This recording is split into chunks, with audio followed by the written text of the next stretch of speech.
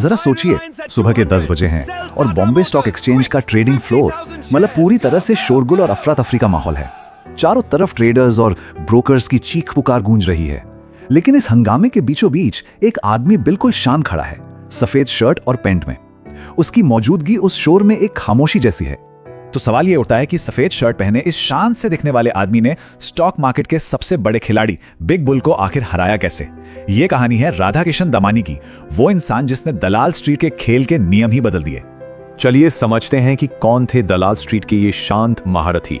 जहां हर किसी के चेहरे पर पैनिक और टेंशन साफ दिख रही थी, उनकी आंखों में एक अजीब सी शांति, गहरी सोच और कमाल का कॉन्फिडेंस था। वो कोई जल्दबाजी नहीं कर रहे थे, बस मार्केट की हर एक हरकत को बड़े ध्यान से देख रहे थे। उन्होंने बहुत पहले ही समझ लिया था कि मार्केट का ये खेल सिर्फ नंबर्स का नहीं है, बल्कि साइकोलॉजी और स्ट्रैटेजी का है। लेकिन यहाँ एक मजेदार बात है, ट्रेडिंग की ये दुनिया उनकी पहली पसंद थी ही नहीं। सच तो यह है कि हालात ने उन्हें इस रास्ते पर लाकर खड़ा कर दिया था। राधा किशन दमानी की कहानी की शुरुआत बेहद मामूली थी, मुंबई के एक सिंगल रूम अपार्टमेंट से। पढ़ाई लिखाई में उनका मन कभी लगा नहीं, इसलिए कॉमर्स की पढ़ाई बस 1 साल करके ही छोड़ दी। उनका असली टैलेंट था बिजनेस में, इसलिए उन्होंने अपना रास्ता खुद बनाया और बॉल बेरिंग का कारोबार शुरू कर दिया। लेकिन फिर जब वो सिर्फ 32 साल के थे, उनके पिता का अचानक निधन हो गया। इस हादसे ने सब कुछ बदल दिया।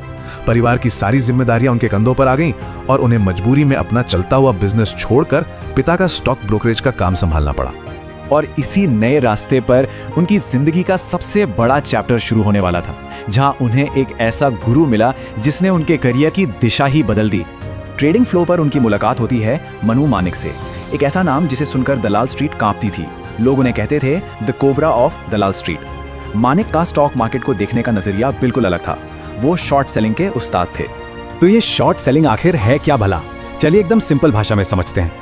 मान लीजिए कि एक स्टॉक है जिसकी कीमत अभी 100 रुपए है और आपको पक्का यकीन है कि ये गिरने वाला है और गिरकर 80 रुपए हो जाएगा। तो आप क्या करते हैं? आप ब्रोकर से ये स्टॉक उधार लेते हैं और उसे 100 रुपए में बेच देते हैं। आप जब कीमत सच में गिरकर 80 रुपए हो जाती है तो आप उसे वापस खरीदकर ब्रोकर को लौटा देते हैं। इस पूरे खेल में जो 20 रुपए का फर्क आया वो हुआ आपका प्रॉफिट। अब मनु मानिक के साथ रहकर दमानी ने मानो मार्केट का एक दूसरा ही रूप देखा। उन्होंने सीखा कि यह सिर्फ खरीद फरोख्त का खेल नहीं, बल्कि इंसानी भावनाओं, डर और लालच के मनोविज्ञान का खेल है। असली खिलाड़ी वो है जो इन इमोशंस पर काबू पाले। उनकी स्ट्रैटेजी बिल्कुल साफ हो गई। उन ट्रेडर्स को निशाना बनाओ जो उधार के पैसे पर खेल रहे हैं, क्योंकि जब मार्केट में दबाव बनता है तो सबसे पहले वही टूटते हैं। और सबसे बड़ा सबक, रोज रोज दाव लगाने की कोई जरूरत नहीं है। एक शिकारी की तरह सही मौके का इंतजार करना ही असली कला है। और इन्हीं सबकों के साथ दमानी अब उस जंग के लिए तैयार हो रहे थे। एक ऐसी जंग जो इंडियन स्टॉक मार्केट का इतिहास हमेशा हमेशा के लिए बदलने वाली थी। ये टक्कर थी दो बिल्कुल अलग सोच की, दो अलग फिलॉसफीज की। एक तरफ थे राधा कृष्ण दमानी, एक बेयर जो हमेशा मार्केट की कमजोरियों की तलाश में रहते थे और मानते थे कि जो बुलबुला हद से ज्यादा फूलता है वो एक दिन फूटता जरूर है। और दूसरी तरफ थे Harshad Mehta, the big bull, जिनका मानना था कि मार्केट सिर्फ ऊपर ही जाएगा और वो किसी भी स्टॉक की कीमत को हाइप बनाकर आसमान पर पहुंचा सकते हैं। और इस महामुकाबले का बैटल ग्राउंड बना सिर्फ एक स्टॉक, एसोसिएटेड सीमेंट कंपनीज यानी एसीसी। अब देखिए, दमानी के ग्रुप ने तो इस स्टॉक पर शॉर्ट पोजीशन ले रखी थी, मतलब उन्होंने शर्त लगाई थी कि ये गिरेगा। लेकिन हर्षद मेहता ने क्या किया, उन्होंने एसीसी के शेयर को 200 रुपए से सीधा 9,000 रुपए पर पहुंचा दिया। जरा सोचिए, 4400% का अविश्वसनीय उछाल। दमानी और उनकी टीम पर तो हर पल हर मिनट घाटा बढ़ता जा रहा था। हालात ऐसे थे कि उनकी टीम के लोग भी घबराने लगे थे, अपनी पोजीशंस छोड़ रहे थे। लेकिन दमानी, वो अपनी जगह से टस से मस नहीं हुए। उन्हें पक्का यकीन था कि यह हर्षद का बनाया हुआ एक खोखला बुलबुला है जो फूटेगा जरूर। उन्होंने अपने इस विश्वास पर सब कुछ दांव पर लगा दिया था, अपना सारा पैसा, यहां तक कि अपनी पर्सनल प्रॉपर्टी भी। और फिर वो हुआ जिसका दमानी को इंतजार था। हर्षद मेहता का पूरा स्कैम सामने आ गया। पता चला कि उन्होंने तो बैंकिंग सिस्टम में हेरफेर करके पैसा उठाया और स्टॉक को आर्टिफिशियली पंप किया था। जैसे ही ये खबर बाहर आई, मार्केट में हाहाकार मच गया। एसीसी का स्टॉक धड़ाम से गिरा और वापस 200 रुपए से भी नीचे चला गया। दमानी ने सही मौके पर अपनी शॉर्ट पोजीशन से एग्जिट किया और सिर्फ 1 महीने में 50 करोड़ से भी ज्यादा का प्रॉफिट कमाया। लेकिन ये जीत कहानी का अंत नहीं थी। असल में ये दमानी की जिंदगी के सबसे बड़े बदलाव की शुरुआत थी। हर्षद मेहता के बाद भी दमानी ने अपनी बेयर स्ट्रैटेजी जारी रखी और 2001 तक अगले बिग बुल केतन पारेख को भी बाजार में मात दी। लेकिन जब उन्होंने इन्फोसिस पर एक बहुत बड़ी शॉर्ट पोजीशन ली तो मार्केट में ऐसा हड़कंप मचा कि रेगुलेटर्स की भी नजर उन पर पड़ गई।